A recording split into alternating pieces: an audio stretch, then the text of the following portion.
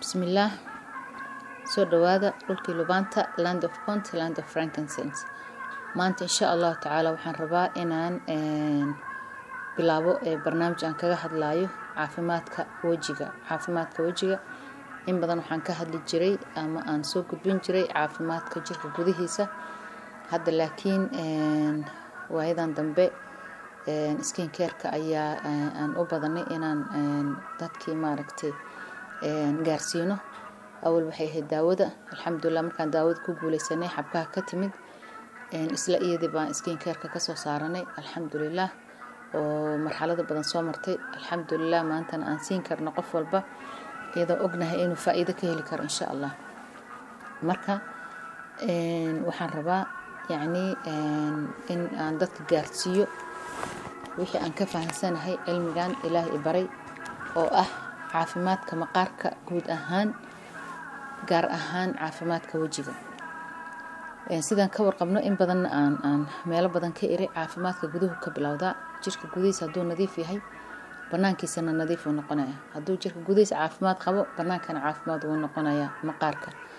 marka taas in la isku xiro mar walba ani waan ka hadlaa dadkana waan kala hadlaa. marka maanta arrinkan waxaan rabaa in uu noqdo mid insha Allah meelo badan gaara. cid alla cid dhageysata si gaarsiiso cidda ay gaarsiin karto sababta oo ah mushkilada maanta taagan waa mushkilad weyn.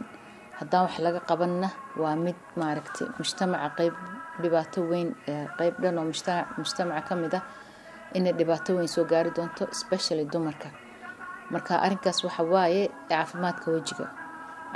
wajiga dabcan qof walba uu jecel yahay wajigiisa inuu qurux badnaado inuu caafimaad ka muuqdo. waxaas waa wax anagoo dhan bini aadan nagu abuuran waa wada jecelnahay. laakiin jecelkii wuxuu nageeyay maaragtay meelo dhaadheer inaan u marno inuu wajigeena qurux badnaado. dabcan qof walba wajigiisa waxa uu qoori karo ugu badan noloshiisa uu qooraya. laakiin markii qofkii waxyaabo badan ka warqabina waxa laga yaabaa inuu isagoo wax fiican raadinayo wax qalad inuu ku dhaco. marka hadda kale waxaan qiyaasayaa adduunka inta hadda aniga iyo inta iga weyn oo maanta dhageysanaysa barnaamijkan inaan ku soo gaarnay adduunkan oo wili wax chemical la isticmaalayo oo chemicalkii uu noo noqday wax daily aan isticmaalno ama cuntadeena ha ku jiro ama daawadeena ha ku jiro ama skin care-keena ha ku jiro. marka aniga arrimahaas in badan waan ka hadlay laakiin mid khaaska maanta rabay inaan ka hadlo waa caafimaadka wajiga. sababtana waa maxay? halkan Nairobi waxaan ka shaqeynaynaa dhulkii Lubanta. dukaanka dhulkii Lubanta Nairobi wuxuu joogaa 2 sano ayaa u xirantay. alxamdulillah waa markii ugu horeysay tijaabadii xabkahan kadib meeshii ugu horeysay aan furnay international ahaan oo dadkii dhan ay nala arki karaan productiga ahayno faa'iidadeeda iyo waxtarkeeda insha Allah. marka alxamdulillah 2 sano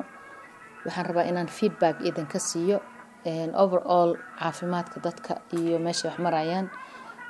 khaasatan hadda insha Allah waan soo gudbin doonaa casharo badan oo dhinacan maqaar ku saabsan. waxaana ka hadli doonaa kusoo dardari doonaa caafimaadka bini'aadamka hadda meesha uu marayo khaasatan Soomaalida meesha uu marayo.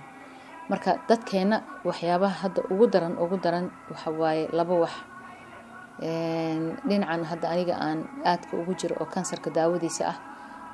marka xagga la iska soo dhigo mashaakilka kale oo arkay dhinac socda wuxuu noqday in wajigii dhibaatooyin dad badan uu ka soo gaaray khaasatan dumarka. marka waliba gaar ahaan dumarka yaryar. marka wixina waxa moodaa inay hadda faraha ka baxeen. saas darteed waxaan ku qasbanaaday anoo waqti heli karin oo hadda saacad gudaheeda aan rabo inaan ka baxo guriga. waxaan ku qasbanaaday maadaama ay aad u badatay waxaan soo gaaray ama dadkii ii yimid aan arkay dad wajiga ka wada gubtay ayaan arkay. literally waxaan dhihi karaa way gubteen. dad wajiga ka wada gubtay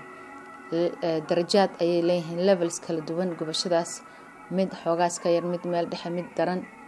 saacadda hadda idila hadlaayo mar dhow gabar baa ila hadlaysay tiri wajigii intuu ololay waxyaabo badan aan marsaday baa xali kareem yar baan marsi is iri saaki waxaan soo kacay wajigaygiyo dabka kacayo gubanaya oo haddana casaan noqday. marka mushkiladihii way taagan yihiin wayna socdaan. marka ani in badan baa casharkan islaha soo gudbi laakiin waqtiga way igu yaraa. hadda marka waxaan rabaa si maaragtay kooban inaan kaga hadlo, inkastoo marka aniga hadal aan bilaabo ma aqaan sidaan ku joojiyo, especially marka information badan rabo inaan gudbiyo way igu adag tahay inaan soo gaabiyo laano meelo badan baa rabaa qofka inaan ka tuso. laakiin waa isku daya casharka inaan soo gaabiyo insha Allah maadaama uu noqon doono taxane hadduu Ilaahay yiraahdo. marka waxaan u bixinayaa caafimaadka wajiga. xaalad maanta ka daran mid aan marayno oo aan la sugi kar lahaa ma garanayo. marka soo dhawaada waa dhulkii Lubaanta. magacayga waa Sucaad Maxamuud Cali. waxaan rabaa inaan idin soo gaarsiiyo waxaan la kulmay inta Afrika joogay, especially daawadii maqaarka markaan sameynay oo aan ka soo saaranay wixii wajigeena aan ku quruxsan lahayn. waxaas oo dhan markaan soo saaranay feedback halkan aan kala kulannay Nairobi intaan joognay iyo adduunka intiisa kale dadkii nala soo xiriiray. taas marka waxa waa xaq dadka nagu leeyihiin inaan la wadaagno mushkiladda meesha ay marayso in la gudbiyo. marka hadda saacadan la joogo waxyaabo badan waxaan ka baari jiray adiga aan soo bilaabay mar hore sanwaad hadda aan ku jiraa skin care, especially skin care-ka maadooyinka laga sameeyo ingredientiga ama chemicalka la isku dardaro skin care-ka laga sameeyo. in badan ayaan wax ka baranayay. waxa u badnayd marka North America skin care-ka laga keeno iyo Europe skin care-ka laga keeno ayaa u badnaa ingredientiga ama maadooyinka laga sameeyo oo aan raadin jiray macnaheedu iyo meelaha ka yimaadeen. waana mid igu qasabtay in aan maanta soo saaro skin care dabiici ah oo aan dadka dhibaato gaarsiinin. taas marka alxamdulillah in badan aan ka fahmay dad badan oo marka jeclaaday inay xal helaan ay ka faa'iideysteen. aniga ugu horeey familkayga cid alla cidi marka u baahan ay ka faa'iiday. yacni waxaa marka jirta skin care-ki European-ka iyo American-ka ingredientigii ama maadooyinka lagu daray wax ka bartay waxay ahayd maadooyin aad iga cabsiyay oo aan dadka kaga digi jiray in badan laga qaado xanuunada waaweyn noocyo badan laga qaado. waliba noocan kansarka aniga aan daba socdo aad carcinogen ayaa la dhahaa. in badan waxaa ku qoran inay yihiin cause gareeyaan carcinogen macnaheedu waxa kansarka keena. marka maadooyinka ayaa aad uga hadli jiray ama aad aan xoog u saari jiray. laakiin intaan Nairobi imid waxa igu darsoontay maadooyin cusub. maadooyinkan waxay dadka u dareemin inay chemical yihiin ama ay khatar yihiin. dabcan ma aha industrial chemical ma aha. xagga westiga waxyaabaha aadkaan u dhibsan jiray lagu daro chemicalka lagu daro skin care-ka xanuunada waaweyn keena waxay u badnaayeen industrial chemical, yacni wax bini'aadamka loogu talagalin jirkiisa in la geliyo ayay ahaayeen. hadda marka cusub oo tii markaan fahanay oo alxamdulillah adduunka dad badan ay fahmeen oo hadda magacyada xataa ay iska noqdeen macruuf ay iska noqdeen paraben free iyo maaragtay magacyo lamid ah ay ku qoraan dadka ay leeyihiin kuma jiraan. hadda waa la bartay magacyo waaweyn ay noqdeen. laakiin hadda waxa igu cusub labadan sano. dabcan aniga skin care-ka dhinacaas ayaan wasiga ka baari jiray xagga waxyaalo, laakiin waxa dhinacaan soo jira Afrika iyo xagga Asia waa igu yareyd. marka hadda igu cusub. marka hadda marka waxaa soo baxday maadooyin ama ingredients lagu daro skin care-ka hadda laga helo Afrika ilaa Asia laga helo oo la yiri waa organic, means waa dabiici. marka waan ku farxay runtii maasha Allah. yacni waxyaabaha raadin jiray waxay ahayd dabiiciga iyo organic iyo waxsaas oo kale. marka aan u fahmay inay tahay wax suuqa ku jiro oo tahay wax alxamdulillah dadkii save gareyn kara oo aan maaragtay aan ku farxay. waxa ii xigtay in aan arko dad ii imaanaya oo wajigoodii guban yahay, yacni ay ka muuqato gubniin ma aha oo dab ma aha, laakiin gubniin olol baa ka baxay. iyaga tilmaamay يعني inflamed skin jirkooda uu gubanayaa waa gaduutay qaar wuu bararsan yahay qaar nabru noqday qaar dildilaac ku dhawaaday waan garan waayay maxaa ku dhacay dadka sidana in badan marka waan daba socday marka labadaasna horta xog aruurin bay u badneed inkastoo dhowrkii bilood la soo dhaafay aan diyaar u ahaa inaan soo gudbiyo macluumaadkan laakiin sanad iyo bar waxay iga qaadatay xogta aruurinteeda ma jecli inaan wax ku degdegay inaan ka hadlo ilaa aan fahmo asalka iyo meesha wax ka imaadeen ama dhibaatada intee la eg tahay marka maanta hadda waxaan u soo gudbinayaa dhowr bilood ka hor ahayd inaan bilaabo hal mar YouTube waan soo galiyay anigoo ka hadlay mid kamid ah maadooyinkaas formaldehyde chemical la dhaho YouTube-kaygu ku jira markaan bilaabay waxaan rabay weekly inaan soo gudbiyo laakiin ima suurtoobin maadaama xaalad aan aad u mashquulsanahay ku jiro hadda maanta waan ku qasbanahay anoo waqti badan haynin in dadka la iga gaarsiiyo ayaan aad u jeclaan lahaa maxaa ku dhacay marka dadkan wajigooda gubtay nooc walba qofkii kabiskooda gubnaantaasna waxaan arkay waxaa ku dhacay dabcan qofka markuu gubto maqaarka wuxuu ka tagaa scars wuxuu ka tagaa haaro madow ah ama haddii uu layerka labaad skinka qaybtiisa labaad u gudbo wuxuu noqonayaa scar ayuu noqonayaa maxaan marka arkay dad badan oo wajigoodii ama inflamed yahay oo gubanayo oo dadka ay leeyihiin biyaan ku daadiyaa waan gubanayaa waan gaduutay cuncun baa jira waa dilaacan dareemaya qaleel baa dareemaya wixii markaan aruuriyay symptomskii iyo markaan aruuriyay micnihii waxa ay dadka ka sheeganayeen waxaan bilaabay marka inaan iraahdo dadka itusa maxaa isticmaashaan qof walba kareemku ituso waxaan fiiriyaa qaybta ingredientiga magaca horaan qaata ingredientiga sidaas wax ku baaray sanad iyo bar waxaan baarayay ingredientiga ku jira kareemyada hadda la yiri waa dabiici ama waa organic oo hadda ku jira dabcan suuqa waxyaabo badan ku jira laakiin waa loo batay in loo isticmaalay inay dabiici yihiin oo kale ayaa loo isticmaalay markaan fiiriyay dadka waxaan fiirinayay mid walba itus caaga ee ku jirto dhabarkiisa aan fiirinayay iyo magaciisa ingredientiga qaadanayay alxamdulillah yani waxaan leenahay system aan ku raadino ingredientiga nooc walba meesha ka timid wixii laga sameeyay ilaa side effectigeeda ayaa aan leenahay system aan ku raadino ayaan samaysanay waa barnaamij as family aan ugu jirno alxamdulillah wiilasha marka waxay soo saarayeen barnaamijka markaan u dhiibo awal waxay ahayd sida wax lagu raadiyo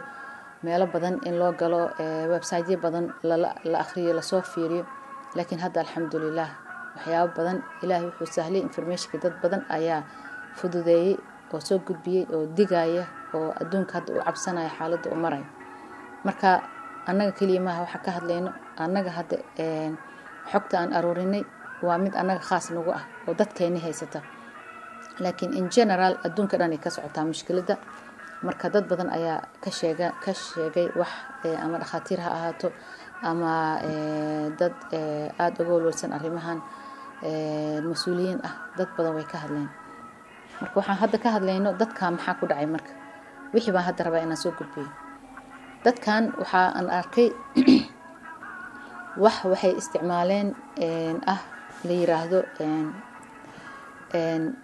maadooyin natural asalkooda wax dabiici baa laga keenay wax dabiici ah ayaa laga keenay marka maadooyinka waa maadooyin laga keenay asalkooda wax dabiici ah marka waa group oo isku xiran oo waxyaabaha cuntooyinka kamid ah waan ka hadli doonaa laga keenay marka magacooda guud waxa la yiraahdaa alpha hydroxy acid insha Allah markaan video ka dhigi doono hadalkan ayaan ku soo qori doonaa meesha alpha hydroxy acids waxa marka la soo gaabiyo loo yaqaan AHA S yara gadaal looga daraa macnaheedu waa group AHA alpha hydroxy acids maxay marka yihiin groupkan awalan marka la isku aruuriyo guud ahaan faa'iidada ay leeyihiin waa mid dadka keentay inay isticmaalaan oo qofna waxaan micno lahayn iskama qaadanayo micno u sameynin laakiin marka dadka loo sheegay waxaan inay fiican yihiin waxa loo sheegay wax soo jeedanaya marka intaan taas ka hadlin groupka horta yaa kamid ah waxa kamid ah glycolic acid waxa la yiraahdo waxa jira wax la dhaho lactic acid waxa soo dhan soo qori doona si uu qofka marka ingredient-gooda uga fiiriyo mid walbana side effect-geeda insha Allah 10 way badan doonaan mid walbana side effect-geeda hal ba soo gudbi doona gadaal dambe laakiin kan mar rabo waqti badan inuu iga qaato mar rabo nus saac ka badan inuu iga qaato insha Allah marka glycolic acid lactic acid waa labada ugu horeysa aan rabo xoog inaan saaro way badan yihiin citric acid ayaa jira malic acid ayaa jira tartaric acid yani iyo mandelic acid gruubyadaas magacyadaasna waxay hoos yimaadaan AHA group oo ah alpha hydroxy acid waxaan marka maxay sameeyaan asalkood xagee ka yimaadeen marka waxay ka yimaadeen qaar ba caanaha laga keenay qaar ba sokorta laga keenay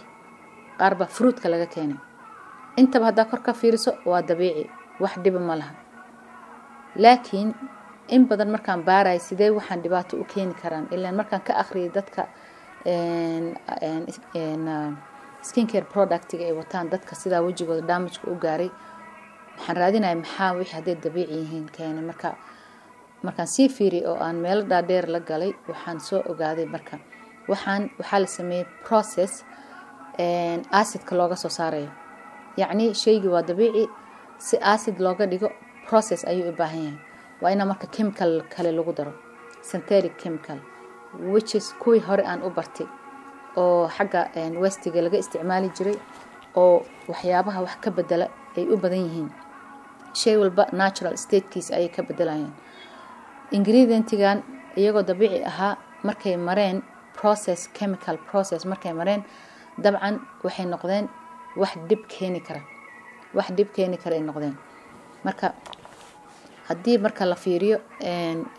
dhibaatada ka timid waa mid hadda aan rabo inaan ka hadlo maxaa keenay inay dhibaato keenaan aslan markii acid laga dhigay qof dadka waagi hore acidka iyo xataa qofka markuu overall kelmadda maqlo wuxuu dareemayaa wax maqaarka u daran inay tahay yani dadka mesela iskuulaadka qofka iskuulka markuu soo dhigto waxyaabaha iskuulaadka lagu baro chemicalku acidka kamid yahay marka maqashid acidka waa wax gubi kara caagu gubi kara wuxuu gubi kara dharku gubi kara maqaarku gubi kara waxyaabo badan uu gubi kara marka iyagu waxay sameeyeen waxay leeyihiin waa khafiifinay asalkoodana wuxuu ahaa wax dabiici ah markii la process gareeyay oo chemical kale lagu daray ayuu wuxuu noqday acid khafiif ah taas marka maxaa loo adeegsaday waxa loo adeegsaday skincare-ka qofkii marka maxaa loo sheegay maxay ku taraysaa waa kana ingredient product-ga noocan ama face wash ha ahaado ama cream ha ahaado ama serum ha ahaado ama sunscreen ha ahaado waxa la yiri wuxuu ku anfacayaa waxaan hadda ka hadlaynaa waa hooyada chemical-kan oo alpha hydroxy acid general waa hadhow insha Allah soo kala yareeyeen doonaa marka in general maxay maadadan iyo kuwi ka hooseeyay asalkooda maxay u keenaan qofka daawada ama faa'iidada ay ka helayaan maxay u badan tahay yani marka la soo koobo marka ugu horeyso faa'iidada laga helo waa exfoliator ama exfoliating agent waaye maxay sameynaysaa dabcan anaga waxaan leenahay maqaarka uu dhaca dadka hadda markaan daawada kala hadlayo waxyaabo badan skincare-ka waan u sheegaa 3 biloodba mar ayuu maqaarkeena dhacaa sidaas oo kale organiskeena dhanna way isbedelaan ilaahay renewal-kaas uu sameeyay natural-ka waxa kamid ah marka skinka maqaarka uu dhacaya 3 biloodba mar 120 maalmood mar ayuu selka isbedelaan soo waxa dhacaysa marka qofka mararka qaarkood haduu yahay qof wajigiisa wax lagu nadiifiyo fiican haysanin ama qoraxda fadhigeeda u badan ama meel environment pollution ku badan yahay joogo waxa dhacayso skin dead skin-kii wajiga inuu dhididkii iyo wasakhdii iyo wixii haduu jirka xataa si fiican marka qofku u nadiifinayn inuu ku dhaganaado oo uu ku noqdo ku qalalo meeshii skinkii dhici lahaa inuu meeshii ku dhaganaado uu ka fuqi waayo. taas marka waxaa loo isticmaalaa waxyaabo natural exfoliator la dhaho. exfoliate-ka micnihiisa waa maxay? waa wax markaa mariso jirkaaga sidii ciida oo kale leh, ciidaas si kala khafiifsan markaa ku rugta tartiib wixii marka ku dhaganaa jirka ka bixinayo. exfoliate hadaa maqashid waa ciid jirka la mariyay, wax ciid la mid ah oo lagu dhaqay jirka oo ka tirtiraya wixii ku dhaganaa. taas faa'iidada ugu horeysa waa la yiri. mid labaad waxaa la yiri anti aging. dabcan dead skin-ka markuu jirka isaga daba tago, aging qofka wuxuu ka muujiyaa inuu da'diisa ka badan tahay. so by exfoliating marka naturally qofku wuxuu noqonayaa anti aging oo kale. wax age ka hortagi kara ma jiro, laakiin age-kii wixii dadajin lahaa wuxuu ahaa dead skin-ka waa laga bixiyay meesha. so anti aging uu ku jiraa. midda saddexaad waxyaabaha loo isticmaalo waa even skin tone. wax la yiraahdo even skin tone. even skin tone-ku muxuu sameeyaa? waxa waaye jirka bini'aadamka aslan haddii la fiiriyo, ilmo yar caawa dhashay 5 jir 10 ilmo jiro 10 sano, haddii lagu fiiriyo microscope maqaarkiisa, ilmahaas waa pure, wax dib ma ku dhicin. haddii lagu fiiriyo ilmo 10 jir ama gabar 10 jir, haddii lagu fiiriyo wajigeeda microscope la soo dhaweeyo maqaarkeeda, aad buu u qurux badan yahay, waana smooth, laakiin ma aha smooth sida muraayada oo kale, ma aha noocaas. smooth wuxuu leeyahay marka la soo dhaweeyo microscope-ka wuu kala sarsareeyaa, لأنه الله ayaa u qadaray inuu sidaa noqdo. quruxdii bini'aadamka ku jirto, caafimaadna uu ku jiraa. ma aha smooth sida muraayada oo kale, dhalada marka la taabto saas oo kale ma aha. laakiin gabadhiyo yar wili wuu ishaystaa skinkeeda, more elastic ayaa ku jira, marka wuu qurux badan yahay. sidoo kale xataa qofka markuu weynaado maqaarkiisi waa sidaas oo kale. hadaa kor ka fiirso waa smooth, laakiin gudaha marka fiirso dabcan wuu kala sarsareeyaa. يعني ما aha wax wada siman ma aha. hadda marka qofka dead skin-ka markuu ku dhaco, markuu nabar ku dhacaan, waxa soo baxay waxyaabo yar acne, waxyaabo balamishkan maaragtay ii sheeg firiiracyo, waxaas badan way ku dhici karaan. marka maxay keenaan inuu kala sareyn la arki karo jirka uu keeno. haddii qofka marka wax dabiici uu raadiyo wuu heli karaa, alxamdulillah maanta waa haysanaa. laakiin hadduu heli waayo wax dabiici ah, wuxuu raadinayaa waxaasayta ka saara jirka sima jirka. haddii marka la rabo jirka inuu simanaado, waxaa la isticmaalaa marka daawo. waxaan aan ka hadlayno ingredient-ga noocan, maadooyinka noocaana waxyaabaha ay sameeyaan ugu weyn oo hadda lagu barto lagu yaqaano waxa waaye glass skin waxa la dhahay sameeyaan. micnaheedu waa maxay? waji ama skin muraayad ah. that's not natural, wax dabiici ah ma aha. marka maqaarka waxa la sameeyaa waa la simayaa. sidee marka maxaa ku jira marka facaaliyada ama mechanism-ka shaqada maxay tahay ay sameeyaan? waa la peel gareynaya, waa la fiiqaya, maqaarkii baa la fiiqaya. even skin tone waxa waaye maqaarkaagi waa la simaya, laakiin waa la fiiqaya qaybtii kore. peeling ku socdo, peeling oo tartiib ah adiga aadan dareemeyn oo laga fiiqayo maqaarkii kore, instead of wax simo oo maqaarkii korena sidiisa loo daayo, loo raadin lahaa ilaa wax walba gudaha ka yimaadaan. hadaa pimples aragtid, acne, nabaradaasayto, inta badan dadka caloosha way taagan tahay markaas oo kale, ama cuntadoodii bur baa ka buuxa, in badan waa ka hadla, ama toxin baa jirka ka buuxa. waxyaabahaas wixii ay keeneen haddii la yiraahdo acid baa lagu dhaqayaa, jirkiina waa laga nadiifinayaa. waxyaabo badan oo marka loo baahan yahay in la fahmo meeshaasayto ku jira, gadaalda baan ka hadli doonaa. laakiin jirka gudaha laga soo kabaa, siyaabihii wax lagu daaweyn lahaa waxaas oo dhan solution-kay noqon doonta markay gaarto insha Allah aan ka hadli doonaa. laakiin maxaa midda saddexaad loogu talagalay even skin inuu maqaarkii simo oo uu ka dhigo smooth. xataa ilmaha yarka maqaar uu lahayn baa la rabaa in qofkii loo sameeyo. taas waa midda saddexaad. midda afraad waa acne treatment. waa hadda acne-ga aan ka hadlayna. acne-ga waa nabarada intay ka soo baxaan banaanka, يعني qof walba uu arki karo nabar weyn oo wajiga korkiisa saaran yahay. inta badan waa active markuu qofka ka soo baxo, micnaheedu gudihiisa toxin baa ku jira. dadka marka waxayna fahmin ayna isku xirin, maadaama aniga detox program la dhaho aan ka shaqeeyo. acne-ga waxaa koos gareeya gudihiisa nabarkaas waxbaa ku jira waa toxin jirka uu rabo inuu iska saaro meelihii kale markuu ka bixi waayo maqaarka wajiga uu jilicsanaaday halkaas uu raba inuu ka baxo marka qaarkood waxaa soo gala qofku uu arki karaa wax maaragtay jaalle iyo isugu jira malax af Soomaaliga lagu dhahaa Ingiriiska waa pus waxaas ayaa gudaha ku jira xagee ka yimaadeen jirka gudihiisa jirka soo aruuriya inay ka baxaan rabaan haddii markuu ka bixi waayo jirka maxaa dhacaya wuu ku noqonaya hadhoon xanuunada waxa ka yimaado ayay noqon karaan qofkii marka inuu iska nadiifiyo waa daruuri haddaba marka aasidyada noocan waxaa loo isticmaalay wax acne-ga daaweeya yes acne-ga way daaweynayaan laakiin instead of nabarkii kaliya oo treatment u noqon lahaa wajigii baa peeling ku socda marka nabarkii baa la tirtiraa lagu leeyahay wajigii baa la fiiqaya waxaasna way sameeyaan midda saddexaad hydration inta way ka badan yihiin waa soo gaabinaya faa'iidada qofka loogu sheegay midda ugu weyn marka aan ugu dambeyseen hydration macnaheedu waxa waaye qoyaanka jirka ilaalinaysa ay dhahay midda ugu weyn oo hadda maanta aan barnaamijka dhan aan rabo hore dhacina oga dhigo waxa waaye skin brightening skinka ama maqaarka ayay cadeysaa waxa lagu yaqaan asidyadan dhan hadda aan soo tirinay number 1 waa wax la yiraahdo glass skin laakiin waxa ka sii sareeya skin brightening wax cadeynayo wajiga dabcan maanta waa u jeednaa almost waxay noqotay yani wax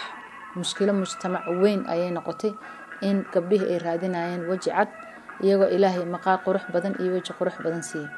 raadintii ay raadinayeen maxaa ku dhacay dhaawacyaa soo gaaray marka intaas waxa waaye dadka cadaanka raadinayo mushkiladahooda aad baan rabaa inaan uga hadlo markay ugu yarta hadda inta saaca iga dhamaanin 3 daqiiqo dhiman waxaan rabaa inaan ku daba daro dabcan waxa jiro catalog ayaa hayo qofkii rabo u soo diraa insha Allah buugna waa ka dhigi doonaa buugaas markuu soo baxo insha Allah waxaan rabaa inay maaragtay information hayo dhan inta hay inaan ku soo gudbiyo waxaan heli karo laakiin midda hadda ugu dambeysay barnaamijka aan rabo inaan ku daba daro markii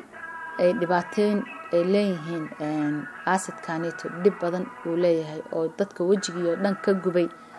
markuu gubto waxa dhacay marka qofkii wajiga uu cadeynaya sunscreen-ku ku jira face wash-ku ku jira cream-ku ku jira serum-ku ku jira wixii dhan waa wada arkay maxaa marka uu sameynaya markuu wajigii fiiqmo halkaas dhaawac soo baxay dhaawac marka ilaahay jirku wuxuu ku program gareeyay inuu isdaaweeyo maxaa imaanaya markiiba inflammation waa process-ka ama caabuq af Soomaaliga lagu dhahaa waa process-ka dagaalka jirka uu ku jiro waxba soo weeraray oo kale uu leeyahay maskaxda u sheegayso difaac ayaa loo soo diraya marka meesha difaacaas marka loo soo diray marka maxaa dhacaya meeshii inflammation-ka waa daawadii jirka uu hayay ayuu soo qaadaya meesha la daaweynaya haddii marka qofkaasi toxin badan jirkiisa ku jirin oo enough immune-kiis uu shaqeynayo difaaciisa weli shaqeynayo meeshii waa la daaweeyay markii la daaweeyay waxyaabaha kale uu jirka soo diray waxaa kamid ah meeshii jirka wuxuu leeyahay war meeshan colorkiya ka yaraaday haloo diro maadada colorka haloo diro maado cusub oo color jirka uu soo sameeyay ayaa meeshii la keenaya ilan jirka waa wax makiinad shaqeynaysa ilaahay program gareeyay waxay leedahay maadaama qofkii jirka uu cadeeyay oo bright rab inuu ka dhigo ama cadeeyo jirkii wuxuu qaadanayaa information ah wajiga waxaa ka yaraaday colorka ilaahay siya ka yaraaday hal la siiyo color by the time jirka uu keeno maadadii colorka wajiga korkiisa soo istaagaysa wixii kala qaybin lahaa marka maqaarkii kala qaybin lahaa oo even ka dhigi lahaa already waa la riday waa kan peeling-ka lagu sameeyay ama la fiiqay oo acidka uu fiiqay maxaa kala habeenay jirkii wuu keenay melaninkii ama daawadii colorka jirka siin lahayd oo soo celin lahayd ilaa qofka asaga iska fiiqay jirkii cadaa jirkan wuxuu u maleynaa xanuun ku imaaday inuu daaweeyo rabaa wuxuu keenay colorka qofka ayaa la soo diray oo ah madowgii qofka uu lahaa ayaa loo soo diray wixii regulate gareen lahaana meesha ka bixeen oo ah skinkii kore waa maqay maxaa dhacay marka hyperpigmentationka iyo waxaan malaasmada hadda dadka loo bixiyay iyo spot dark spots kan inta badan marka laga soo tago hormoonka iyo maaragtay environmentiga marka laga soo tago waxay ka yimaadeen skin repairki oo bodyga rabay natural response oo jirka sameeyay oo rabay inuu jirka ku caawiyo ayaa qofkii waxay ku noqotay dib cusub waxa dadka iimaanayaan markay ka soo biskoodaan kuleelkaas iyo gaduudka markay ka soo biskoodaan dadka biskooday waxa iimaanay dhahayo waxaan madooba koray si aan u qaadan laahay dhowr sano waan la dagaalamay intaas waxaan isticmaalay lacag badan ay ka baxday waxaan sameeyay laahay dadka qaarkood wallahi waan ka naxay guriyaha kama bixi karnay dhahan maxaa dhacay marka wajigooda madowgan ziyaadada ah muxuu u soo koray labada dhaban korkooda wuxuu u soo koray waa natural response jirkii baa wuxuu damcay inuu soo repair gareeyo qofkii iscadeeyay wuxuu u arkay xanuun ku yimid ayuu jirka u arkay wuxuu damcay marka inuu u soo diro daawadii melaninka oo jirka inay siiso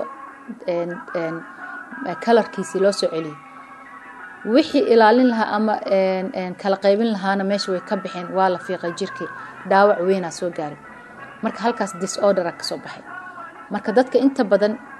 aniga researchiga aan sameeyay conclusion kan wili waa wada laakiin maanta meesha ila marayso qofkii iiga hor iman karo I wish in as aragno oo aan ka wada hadalno mushkilada ummadda si xal loogu helo aniga intaani researchiga uu hadda maraya ma joojinayo waa sii wadaaya alxamdulillah horta xalka waa haynaa maanta qofka hadaa iraado waxaan iska daa waxaan siiyo maanta waa haya laakiin waa ina wixii academically waa ina wax la baari karo waa ina wax la raadin karo dadka ay khusayso dermatologist dadka dhaqaatiirta maqaarka waan la hadlayaa haday ay maqlayaan please waxba socda dadkii wajigooda gabdhihii wuu halaabay gabdho yaryar 18 wallahi maani dhawata gabaraan sii daawo aan iri waxba skin care uma baahnid wajiga horta soo daawee wajigaaga wuu kala daatay gabadha waxay ka timid yacni hadda meelaha qaarkood hadaan ka hadlo waxa laga yaabaa dadka businesskooda ina wax ka iraahdo oo hadhoodii aniga yacni wax la ii qabsado ilaa hadda cidna kama hadlin businesskooda magacooda waxyaabaha ay gadaan iyo serviceka ay sameeyaan laakiin dadkaas dhaawac soo gaaray magaalada la yaalaan meelihii wax ka soo qaateen gabadha ii timid tan saaki la soo hadashay iska dhaaf gabadha ii timid waxay tiri wajigayga waa waxa lagu soo sameeyay peeling treatment acne badana isaarnaa nabaro waa la soo xiiray yacni kelmadda hadda helay peelingka waa xiirid maqaarkayga waa la soo xiiray peeling ayaa lagu soo sameeyay haddaba gabadha waxa ii timid wajigii oo dhan gubanay dabcan hadii maqaarka la xiiro nabar banaanka u soo taagnaa marka la xiiro gudihiisii baa soo baxay gabadhii oo gubanaysa waxa la ii sheegay skin care fiican inay hayso waxa habar skin care hadda wili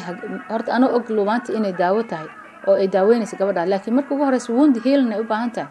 straight saliid ay u baahan tahay saliid lumaanta iyo xabkahan waa toos inuu qofku u isticmaalo hadii uu taas kale xaaladiisa tahay marka saliidii baan siiyay iyo kareem kale oo qaboojinaya maadaama qaleel badan iyo waxa sitan ay soo socdaan skin care kan waxyaabaha noocan laga qaado insha Allah casharka ku xiga ayaan soo saaraya side effectgiisa yacni waa ila arkaysaan aniga waxaan ka hadlaayo one by one website-yadii wixii qoran waan soo gudbin doonaa insha Allah taala video markaan ka dhigo qof walba uu akhrin karaa please adiga research-gaaga samee group isla fariista gabdho dumar wada fariista wiilash xataa way soo gashay mushkilada hala fariisto hala baaro wax maanta TikTok iyo waxaan loo jooginaa dadkii dhan lagu jira iyo social media please save yourselves subhanallah hadda marka insha Allah casharka ku xiga waa side effectiga ay keeneen groupkan oo aan ka dhax helay dadka kareemyada ee isticmaalaan aniga this time kama hadlin waxyaabaha suuqa la isku qasqas kama hadlin waxaan ka hadlay taas waa mid kale cidii igu nacaysa ka ah igu nacdo insha Allah mar dhanaan ka hadli doonaa taas dhibaatada intay la egtahay like hadda waxaan ka hadlaynaa wixii professionally lagu soo diyaariyay company waaweyn magacyo leh soo diyaariyeen companiyada haya laakiin midna ma expose gareena because ani nafteeda dib ma soo jeeday like waxa idin tusaaya ingredient-ga one by one idinka raadiya please maanta Englishka dad badan way yaqaanaan, especially Nairobi marka joogno dadka dhan dibadda wada joogaan, even qofka Soomaaliya joogo aan weligiis English ku hadlin kelmad hadduu qaado Google ka geliyo af Soomaali wuu ku heli karaa. AI iyo waxa soo baxay maanta even kaas wuu ku raadsan karaa. Please do your own research. intaada wax bilaabin ingredient-iga iska akhri. aniga balan waxa qaadaya ingredient-igaas one by one ina idin soo gudbiyo ama maadooyinkaas hal hal si aad uga dhex fiirsaan wixii aad isticmaaleyseen. haddaa ka dhex aragtaan dabcan casharka ku xigo waa side effect-iga maxay kuu keeni kartaa. haddii aad aragto ingredient-iga inay kugu jirto side effect-igeedan kan yahay waxaan hadda aan kuu sheegayn damage-yadan dhan ay dhacayaan. haddaba alxamdulillahi rabbil caalamiin, ilaahay subxaanahu wa tacaala caqli buu na siiyey. qofka haddii uu waxaan fahmo oo weli ku sii socdo markaasayt wuxuu ku galay yacni isagoo jahligii ka baxay oo cilmi ahaan waxa isagoo fahansan qaadanayo wuxuuna fili karaa waxa uga imaanayo. laakiin hadduusan akhrinin gabdhihii goorma wax akhrinayaan, gabdho yaryar oo hadda soo wada baxa kulli tiktok-gaasayto maaragtay wax ka socda wada arkayaan. aniga aadan uga faraxsanahay hooyooyin iyo aabbayaal waxa ii imaaday gabdhahoodii oo dhalinyaro ah wado oo yiri gabadheedu waxa ii sii suuqan wax yaalo ma rabo inay qaadato. alxamdulillah aad baan ugu mahadiyaa markay yimaadaan, ilaahay khayr ha siiyo.